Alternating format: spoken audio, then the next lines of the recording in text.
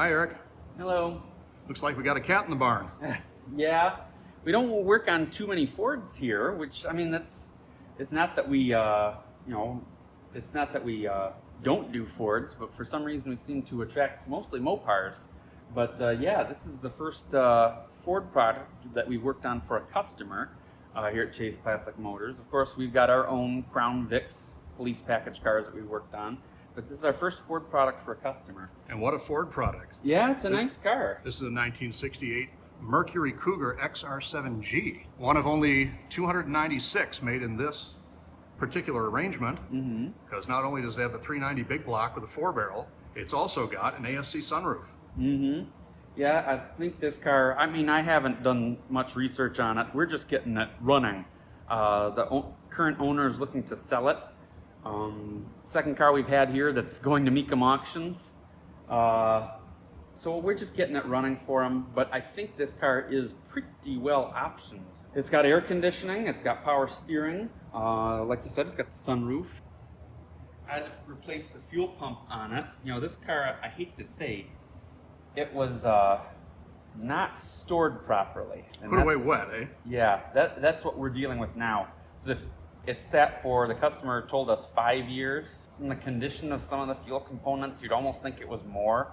The fuel tank was in horrible shape. I had to very thoroughly clean the sending unit and replace the sock and the float on it. The float was rusted right through. I actually crushed it with my fingers. You can show us what it looks like now. Oh, you want to see it? Absolutely. We're still waiting for the gas tank to come in. The gas tank is the floor of the trunk in these cars. But I just hooked a battery up to the car, and I just wanted to see what was working electrically. So I figured, well, I'll hook the sending unit up to it and see if the gas gauge works. So it does. If you got the key on, the gauge actually responds to moving the float. You can see the new float and new socket put on there. What else? All we need now is a gas tank. Yeah, I ordered it. Luckily, you can still get them. It's coming from Rock Auto Parts. It was only 120 bucks. So it's on the way. We're hoping to have that Tuesday. This is a fancy Mustang made by Mercury. So fortunately, parts for 1968 models are readily available. Yeah, not too bad to get. Let's take a look inside. Okay. This is a really handsome interior. Yeah, it's a pretty car. It's got beautiful wood grain trim. Golden Cougar on the steering wheel. Nice gauges. There's that ASC sunroof. It's black vinyl, very well taken care of. Yeah, we were told that this car was originally blue, I think. And then when they restored it, they painted it this orange. Vinyl top's in nice shape. Very Trim nice could shape. use a little TLC. And the tires on it are very old. I checked the DOT on the tires. They were made in, what did I say yesterday, 2002? I believe you did. So you wouldn't really want to drive on these. But for crossing the auction block, hopefully it's all going to be well, because we don't have a lot of time to get this car ready. Yeah, unfortunately, that's the other thing. We've only got, what, a week now? This car was dropped off 2 weeks ago. We had other cars kind of in line in front of it that we had to finish, you know, obligations to other customers. So I didn't get to this car until about a week ago. I rebuilt the carburetor because of, you know, just it sitting with fuel in it. Let's take a look at that. Yeah, I replaced the fuel pump. We got the new gas tank coming for it. I had to, this diaphragm is bad. So I ordered that, found it on Amazon, believe it or not, of all places.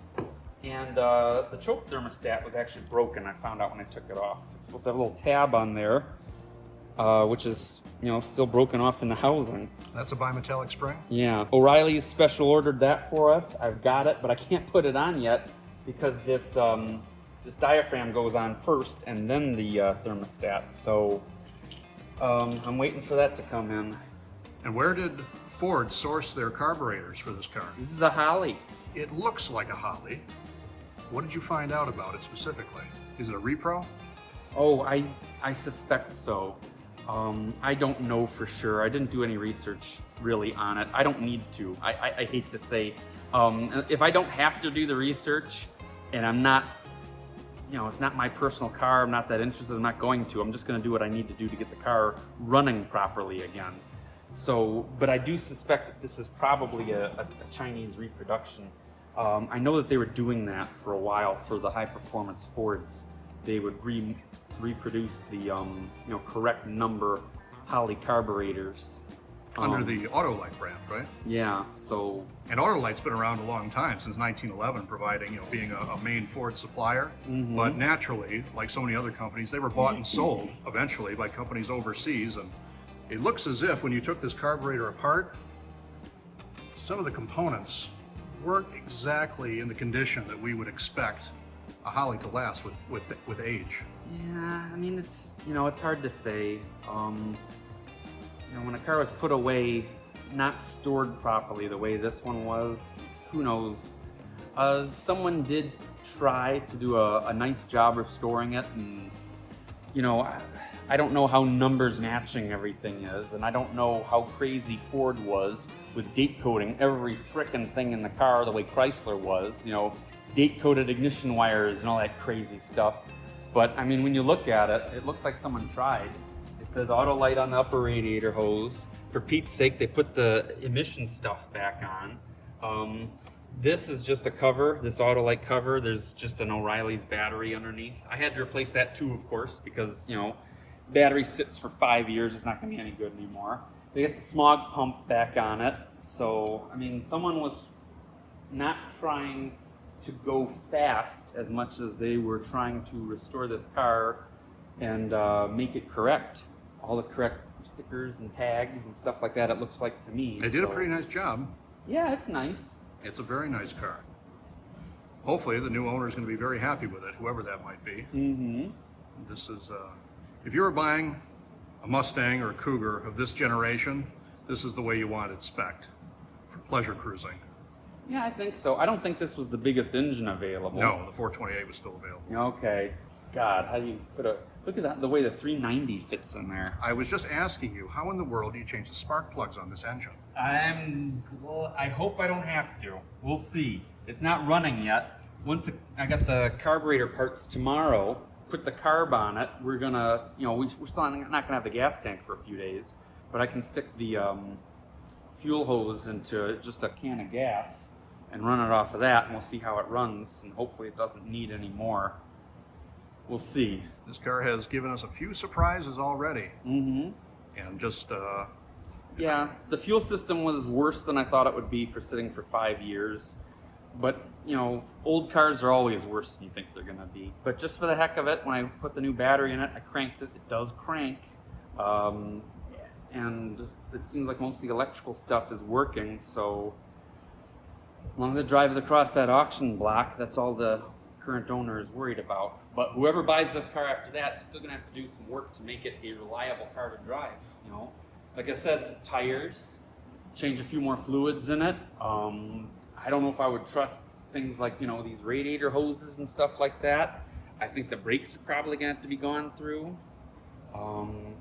Flush out the cooling system. And of course, if we had the time, and the price was no object, you'd be doing all of that work to this car. Oh, absolutely. But we don't have time. The timeline we were given by the owner, they've got big plans. This car has to go so they can afford their dream business venture. It's got to go a week from now, whether we're done with it or not.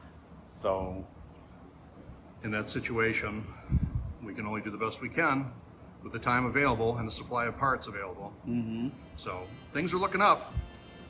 Looks like this pretty kitty is going to be landing on its paws again pretty soon. To tell you the truth, I'm not sure I want this car going to Mecum with our name on it, to be honest with you. You know, even when you do the best you can, people talk bad about you in this business. So, you know, if the next buyer finds out, oh, this car was serviced at Chase Classic Motors and they didn't clean out the cooling system and they didn't put tires on it, what were they doing?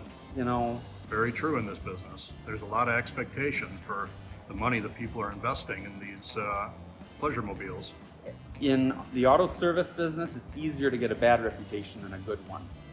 Because, you know, you do a good job on every car you work on, maybe only one person out of 5 is going to recommend you. but you do a bad job on one car, and that one person is going to MF you to everybody they know. Well, we'll see what kind of reviews this car gets when it crosses the auction block in Harrisburg, Pennsylvania very soon. And I'm really looking forward to seeing it run. Definitely looking forward to the current owner and his wife giving them back a prized family possession. Just in time for them to bid it farewell.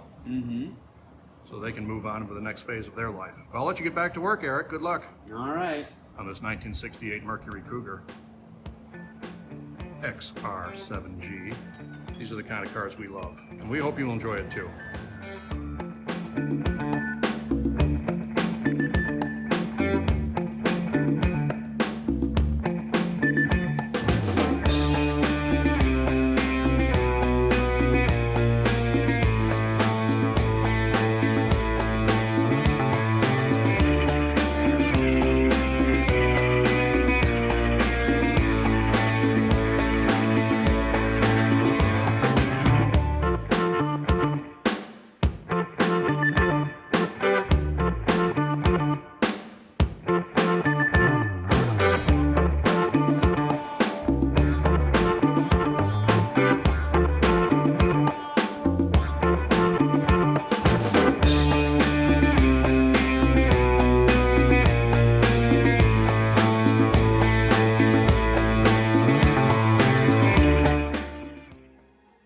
What do you think of Sunroof?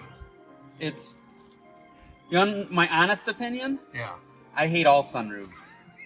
Why is that? Because they're more trouble than they're worth. You know, stuff gets in there, pine needles and things, and then they plug up the gutters, and then it rains on your car, and the water backfills into here, and that falls inside the car, and it rots stuff out. No, I've always hated sunroofs. I've owned cars with sunroofs, and, you know, sometimes in April or May, I'll open them up. In quick order, I'll start thinking, you know, I really don't like the air buffeting my head, and I don't like the, you know, the sound. I have to turn the radio up to hear it, and then when I stop, it's too loud, and I turn it back down. I can't set the air conditioning where I want it. So I don't know. Maybe I'm a, I don't know, or whatever. But I just want to be comfortable. I don't even care for convertibles. I like looking at convertibles, but I don't like riding in them. You know, one of my favorite parts about a car is rolling up the windows, putting the air conditioning right where I want it, putting the radio right where I want it, and just being in my own little microcosm. And this is a factory air-conditioned car too. Yeah, I don't know if it works yet. We'll find out when we get the car running, but it does have an air conditioning. And a moderately working sunroof. Yeah, it needs some help, but yeah. It's an ASC, so it is a unique package car. And for people that like to drive around with the top partially down, this was a good way to go, cruising along the boulevard there, so people could see you. Yeah, like a Mustang, but fancier. So you said that the switch was which one again? This is a switch for the sunroof. Okay. I haven't figured out what this does yet. There's some printing on it, but you can't hardly. Oh, I think it says fog. Ah. This car does have fog lights. Yes, those were, I think, added by A.O. Smith and Okay. Company.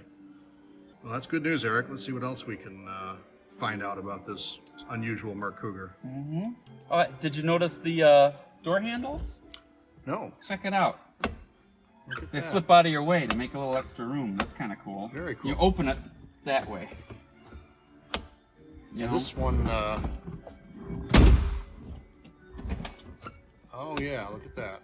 Reminds me of the key on a Ferrari Testarossa that has the hinge in it, you know? So you didn't bash, I think that was so you wouldn't bash your knee on it. The 80s Testarossas or Testarossas had a hinged key. How does the horn sound? You know, the funny thing is, the more I use the horn, the better it sounds. The first time I used it, it was kind of like, Now this cat just needs some exercise. it does. We'll see if we can get it to cough up a hairball here. I don't know. It'll be kind of drivable by the time it leaves here. I wouldn't want to take a cruise in it, though. Here, let me get out and close the door before I kill the battery.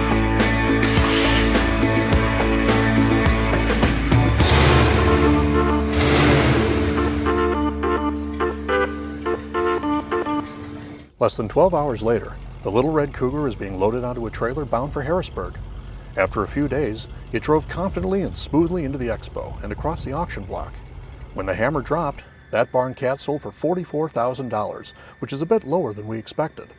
During the live broadcast event, we learned from the TV commentators that all XR-7G Cougars decked out in Dan Gurney's personal specs were originally painted diamond blue.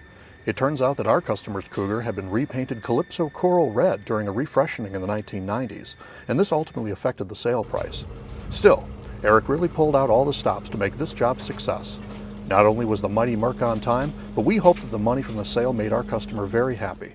So join us again soon for another cool classic right here at Chase Classic Motors.